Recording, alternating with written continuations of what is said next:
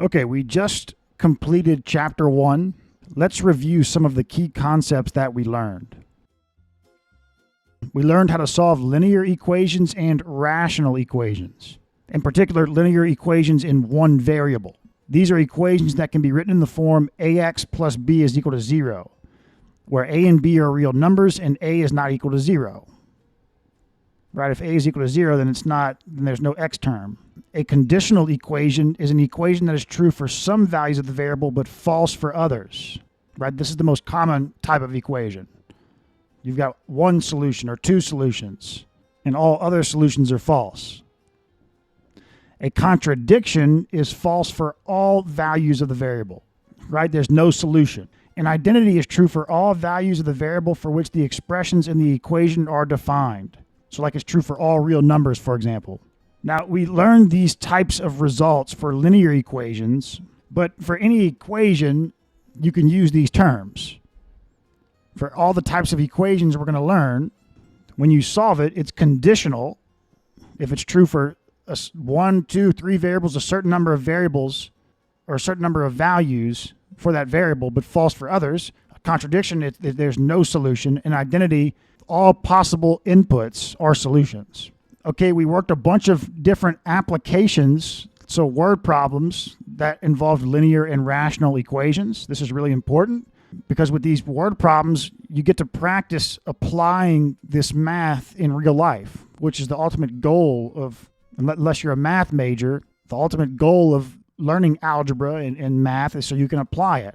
Okay, we were introduced to complex numbers. A new number needed to be defined for the square root of -1. Why is that? Because before complex numbers, before imaginary numbers, there was no number that when you square it equaled a negative number. So this definition was made. I is equal to the square root of -1. For a real number, b is greater than 0. If you have the square root of negative b, right? So b is greater than 0, so that means this negative doesn't go away. Like you can't say this is -3. That's written as I square root of just positive b. We learned how to add and subtract complex numbers. We learned how to multiply complex numbers. We learned about conjugates in the form of complex numbers. There's conjugates that aren't complex numbers, right? You can have conjugates with real numbers like 5 minus √3 times 5 plus √3. But there's also the idea of multiplying conjugates of complex numbers, and when you multiply them, you get a real number. Okay, we also learned how to divide complex numbers, where you multiply the fraction by 1 in the form of the conjugate of the complex number that's in the denominator of the fraction. Okay, then we learned quadratic equations. We learned how to solve quadratic equations. What is a quadratic equation? A quadratic equation in the variable x is an equation of the form ax squared plus bx plus c is equal to 0, where a is not equal to 0, and the a, b, and c are real numbers. A can't be 0 because if a is 0, well then, you have a linear equation. You need that x squared to have a quadratic equation. How do we solve quadratic equations? Well, there was 3 methods. The zero product property, which is where you bring everything to one side of the equation, set the other side equal to 0, and you factor the side with all of the variables and constants. And then you set those factors equal to 0. Because if any one of those factors equals 0, then the whole left side is equal to 0. So that's how you get a bunch of solutions. Okay, the square root property is if you can get your equation in the form where you have just something squared on the left and then a constant on the right, you can take the square root of both sides, but with the square root property, when you do that, you need to put plus or minus on one side. You put the plus or minus on the side with the constant. And how do you get just a single square term on one side? You use completing the square. That's how you get into that form. You have something squared is equal to a constant. You use completing the square and then use the square root property. Now, if you take the most general form of a quadratic equation, which was this here, and you do completing the square on this, just with all the variables, you get this, which is the quadratic formula. So this is the third way to solve a quadratic equation. You could just you put the equation in this form and then just plug your values into this formula. The discriminant for a quadratic equation, so if you have a quadratic equation, the discriminant is given by this here, this b squared minus 4ac. And the discriminant indicates the number of and type of solutions to the equation. So if b squared minus 4ac is less than 0, then the equation has two non-real solutions. If b squared minus 4ac is equal to 0, then the equation has one real solution. If b squared minus 4ac is greater than 0, then the equation has two real solutions. Okay, then we solved a bunch of word problems involving quadratic equations, which is really important because it gets you thinking about applying the math in real life. Okay, then we talked about some additional types of equations, polynomial equations, which are, so a quadratic equation is technically a polynomial equation. Like that's a ax squared plus bx plus c, that's a polynomial. But even a linear equation in one variable is a polynomial. It's not a polynomial equation, but that's a polynomial. Like ax plus b is equal to 0, that's a polynomial. But we call those linear equations and quadratic equations. When we say polynomial equation, we're saying like what we mean is like a polynomial that has an order higher than 2. So x cubed plus 3x squared plus 5 is equal to 0. That's like a polynomial equation, or x to the 5th plus whatever, you know.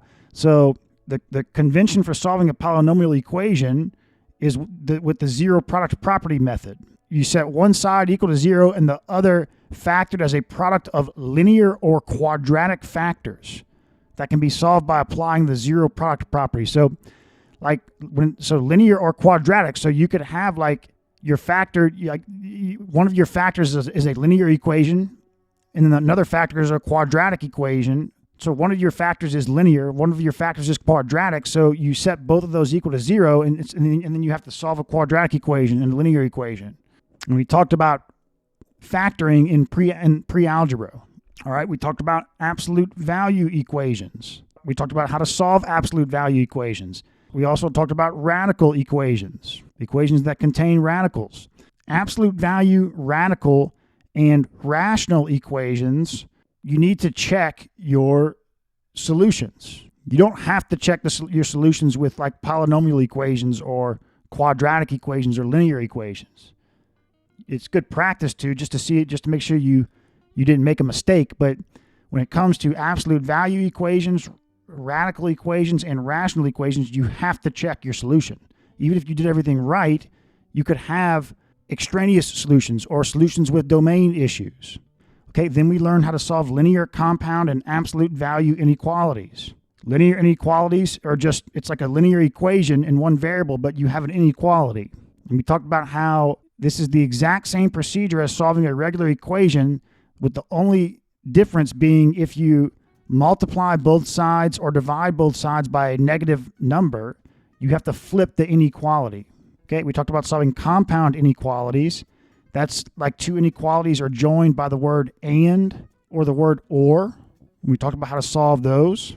We talked about this combined inequality form here, and that's a special type of and inequality where you have the same variable on the two and inequalities, and then you could just join them like this. And we talked about how, so if you want to multiply this or add something to all sides or both sides, you can say, then you add to each one of these terms. And what you do is you simplify until you have just x in the middle. But this is just a special type of and inequality. And then we talked about absolute value inequalities and how to solve those. And when it comes to inequalities, it's the same rules as regular equations, in the sense that if you have an inequality that involves rational expressions or absolute value expressions or radicals, then you're going to need to check your solutions for domain issues and for extraneous solutions. There's no extraneous solutions in a rational equation. You just have to see if you're potentially dividing by 0 in your original equation. But radical equations can have extraneous solutions, and absolute value equations, I'm not sure if it's an extraneous solution in an absolute value equation, if that's what it's called, but you can, with a radical equation, you could potentially have a domain issue. You go plug it back into the original equation and you have a negative under a radical. There's no domain issues with absolute value equations, right? You can put anything you want into an absolute value. any real number, but you could still have, you plug it in, you plug your solution into the absolute value, the original absolute value equation, and it doesn't solve. It doesn't work. But you didn't do anything wrong in your solution process. It's just the nature of it, of the math. Okay, so that's it for chapter 1. Okay, so that's it for chapter 1.